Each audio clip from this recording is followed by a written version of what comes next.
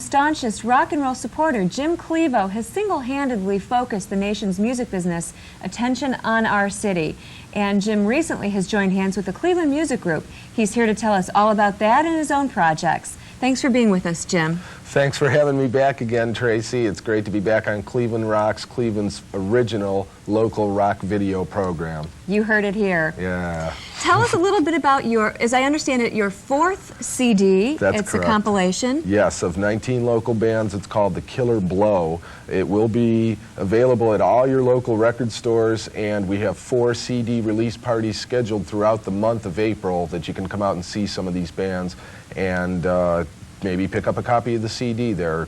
Do you want me to list the bands real quick? Sure. Okay, we have some of the old, some of the new, all great, and names like Home and Garden, Modzilla, which is really Champion in an original release, Sosumi, Ouroboros, The 14th Floor, Hot Tin Roof featuring Tom Lash and Trent Reznor, The Walk-Ins, Gypsy Moths, Max Crucial and the Crushers, Terrible Parade, In Fear of Roses, Gun Blue, Lonesome Bones, Ballyhoo, The Uninspired Five, Indian Ropeburn, Bluto's Revenge, and from Columbus, Ohio, The Bounty.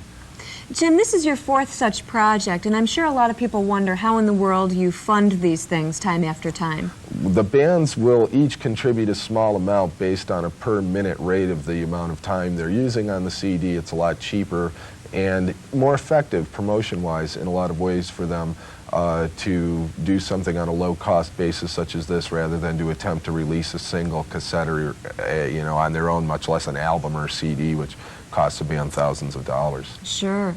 Now, shifting gears a little bit, you recently made a trip to Austin, Texas, where you attended the South by Southwest Music Conference. Correct. Now, you've previously done this on your own, but as I understand it, this year you joined up with the Cleveland Music Group for an exhibit. Why don't you tell us how that came together? Sure, because I've also done these for the CMJ Marathon in October. Of course, this was my 3rd year in Austin. The music group now has named me an executive board director, so I'm helping them with a lot of their policies and directing plans for taking Cleveland music into the 90s. So we, in addition to doing this project in Austin, we hope to be able to do more exhibits and theme parties and such with the other music groups at the conventions year-round now.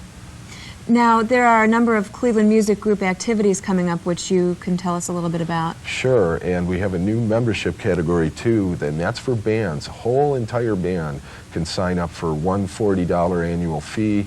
Just like a $30 general member or $20 associate member, you receive the Cleveland Music Group newsletter and voting privileges in our annual board election, and of course discount entrances into all music group events. We're going to have a lot of great programs coming up in the next year. We have our award show on May 17th and always our educational forum series in April. It will be April 4th at Splash in the Flats. Yes, the music group is going to be a tremendously strong force for the advocacy of Cleveland music nationwide in the 1990s. You can tell that it already is.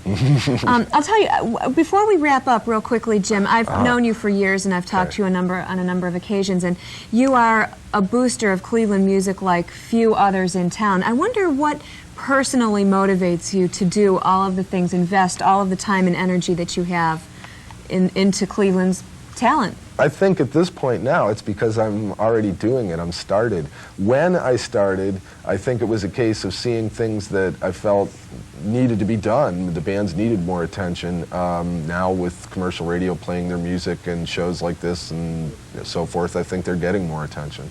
That's great. Well, you're certainly appreciated, that's for sure. And thanks for stopping in, Jim. Thanks for having me back, Tracy, and everybody here. Sure had a blast. Loved being on Cleveland Rocks. Stick around. There's lots more coming right up.